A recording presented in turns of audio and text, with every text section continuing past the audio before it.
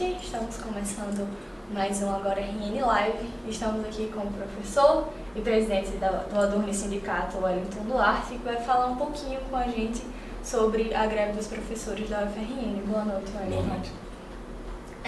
Eu queria que você começasse explicando para a gente a razão da greve ter sido estabelecida, quais são os motivos e por quê e contra o que vocês estão reivindicando. Essa greve, Aline, faz parte de um movimento nacional em defesa da educação, contra a retirada de direitos e especificamente contra a proposta de emenda constitucional 55, a antiga PEC 241, que vai retirar direitos dos trabalhadores, especificamente no caso da universidade. Vai ter impactos negativos na nossa carreira acadêmica, vai ter impactos negativos na estrutura da universidade, isso aí está muito claro na PEC, e por isso que a gente se somou a esse movimento nacional. Hoje é o Dia Nacional de Greves e Paralisações. A gente está chamando essa greve de greve cidadã, é uma greve que não é uma greve corporativa, não é por salários, é uma greve pela universidade. Sim. E como é que foi o processo para ela ser estabelecida? Como foi a votação, tanto para o sindicato quanto para os professores? No nosso sindicato, a gente tem uma prática que a gente considera bastante democrática, que a Assembleia ela não aprova a greve. A Assembleia aprova um indicativo de greve e, automaticamente, ao aprovar esse indicativo de greve, dispara um instrumento de plebiscito, que participam todos os professores. Então foi isso que aconteceu, tivemos uma Assembleia, a Assembleia definiu que haveria o plebiscito, e foi realizado o plebiscito que contou com a participação de 1.147 professores, bastante expressivo no universo de 2.200, né? Uhum. E nesse universo, 65% dos professores decidiram pela paralisação. Qual o tempo que ela foi estabelecida? De acordo com o que foi votado no plebiscito, a paralisação é por 7 dias. Então vai de hoje, dia 11 até o dia 18. Certo. Tem alguma relação desse tempo curto de 7 dias com o possível corte dos salários de quem fizer greve pelo STF? Olha, a questão do corte de salários, ela tem um impacto realmente significativo, mas no setor privado já acontece isso há décadas e a gente tem que se acostumar com essa ideia de que as coisas têm que se encaixar no plano real. Nós fizemos, inclusive, uma negociação prévia com a reitoria. Quando você começa um processo de negociação, você legaliza o processo de greve. Então, é importante que seja dito isso. A greve ela foi estabelecida por um plebiscito democrático. Nós comunicamos à reitoria, enviamos toda a documentação no prazo estabelecido pela lei e já começamos, antes inclusive de começar a deflagração da greve, hoje nós começamos a negociar. E a gente acha que o período determinado é porque a greve, como ela é específica com relação à PEC, ela não pode ser greve por tempo determinado. Ela é parte do movimento de acumulação de força, então ela não é indeterminada. Pelo menos foi o que os professores colocaram e respaldaram no plebiscito.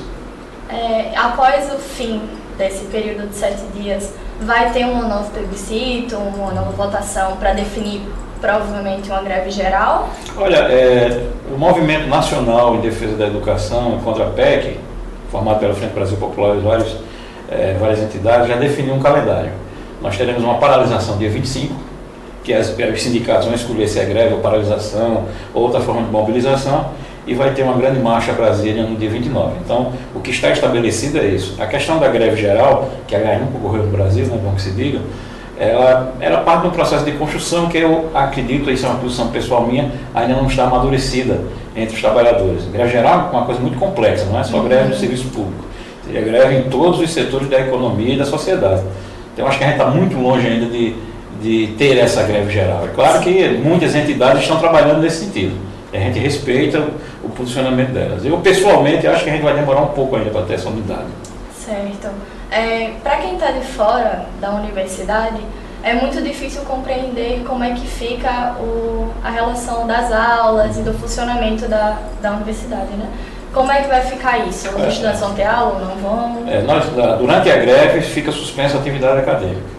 Nós temos um calendário acadêmico, que ele termina acho que no dia 15 de dezembro, salvo engano.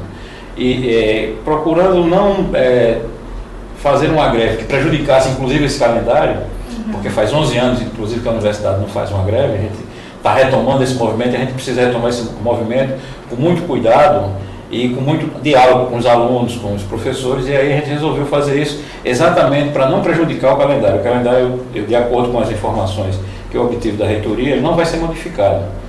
Então tem espaço suficiente para você terminar no período que está sendo considerado lá pelo calendário oficial. Haverá reposição de aula? Haverá reposição, com certeza. Um dos pressupostos da lei de greve de servidores é que você tem que fazer isso. Então, antes, inclusive, da deflagração, você já aponta via documento para a reitoria que haverá, sim, essa reposição de aulas.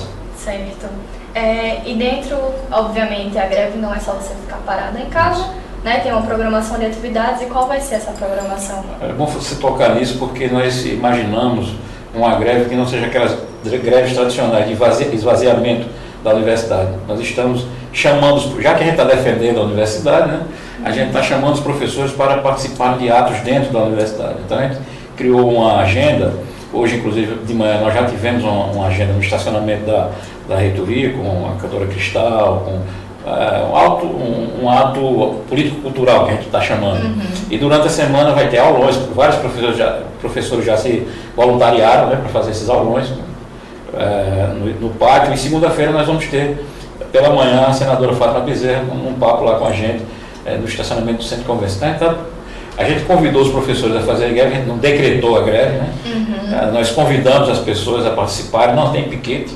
E é uma coisa interessante que você observa que chegou à universidade hoje, ela estava vazia, mas sem nenhum tipo de piquete de professor. A gente convidou e a categoria, eu acredito que respondeu ao chamado. Certo. Qual a sua avaliação sobre o tratamento dado à categoria de professores aqui no Estado?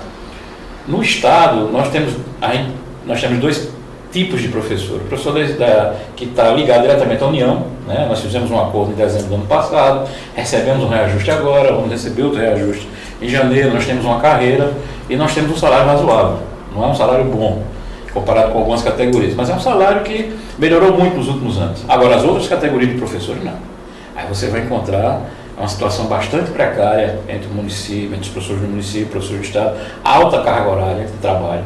E aí todo mundo sabe disso, né? É claro que deveria ser muito melhor remunerado o professor, principalmente eu considero o ensino fundamental extremamente relevante, porque ele vai rebater a universidade. Então eu acho inclusive que o grosso dos investimentos deveriam ser no ensino fundamental e médio, e a gente está muito longe disso. Infelizmente os governos estaduais e municipais não são bons gestores na questão dos orçamentos ligados à esfera da educação. Certo. Se fala muito sobre a PEC 55, e sobre, que no caso, né, quando ainda era 241, e muito se falado e especulado, mas como presidente, como efetivamente assim, uma pessoa que está na militância, qual é a sua visão do impacto real que essa PEC vai trazer na educação, saúde, enfim? Olha, eu sou do Departamento de Economia, a gente se debruçou sobre essa PEC para avaliar o conteúdo dela. Evidentemente que tem pessoas que são a favor, elas têm todo o direito de defender. Nós consideramos essa PEC, primeiro ela tem um aspecto, ela não diz a que veio. O governo diz que é teto do limite dos gastos, né? Mas qual é o principal gasto do governo? É saúde e educação, que são 8% do orçamento? Não, são as despesas com juros, que são 42,5% do orçamento. E essas despesas com juros estão fora da PEC. A PEC só trata das despesas primárias, que são as despesas com saúde, educação, segurança e tal. E o grosso da dívida do governo está do lado de fora. Então como é que você vai debater a redução do endividamento se a principal causa do endividamento está fora da PEC?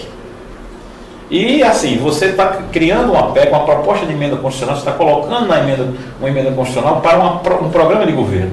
Você está engessando os próximos 5 presidentes. Quer dizer, que democracia é essa que você...